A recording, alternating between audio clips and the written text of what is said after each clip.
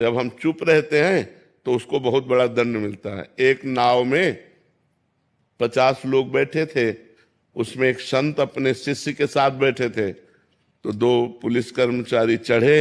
उस समय, पुराने समय में संगीन लेके चलते थे, जिनमें चाकू पर लगी हो ऐसी राइफल लेके चलते थे। तो नजदीक गए और संत के शिष्य से कहा, और शकील तो वहां जगह नहीं थी, तो एक बूट मारा। वो नंगे पैर बैठे थे तो बूट से उनके पैर में मारा और कहा साइड हो। वो कोशिश की लेकिन जगह नहीं थी। फिर एक थप्पड़ मारा। वो कुछ नहीं बोले क्योंकि साधु थे, शांत चुपचाप सह गए। अब नाव किनारे पहुंची तो पानी हाथ 2 हाथ जहां नाव नहीं जा सकती, तो उन्होंने राइफल को ऐसे किया और ऐसे करके छलांग मारना चाहा।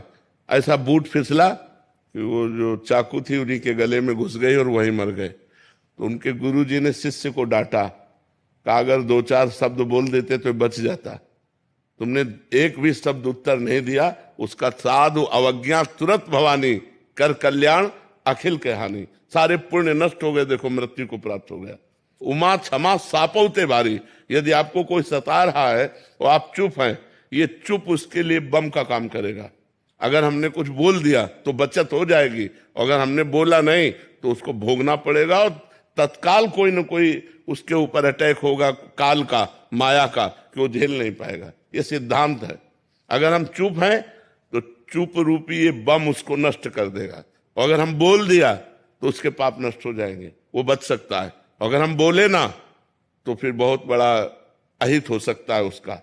तो हम ये न सोचे कि जो हमारे साथ प्रतिकूलता, गाली दे रहा है या हमें परेशानी कर रहा है, यदि मैं इसका उत्तर नहीं दिया तो कल ये बढ़ करके करेगा, नहीं, कल करने लायक नहीं रहेगा, क्योंकि परमात्मा है ना, वो देख रहा है। अब हमारा कर्म हमको भोगना है तो बात अलग है, अगर कर्म नहीं भोगना है तो उसको दंड निश्चित मिल जाएगा, पक्का मिल जाएगा।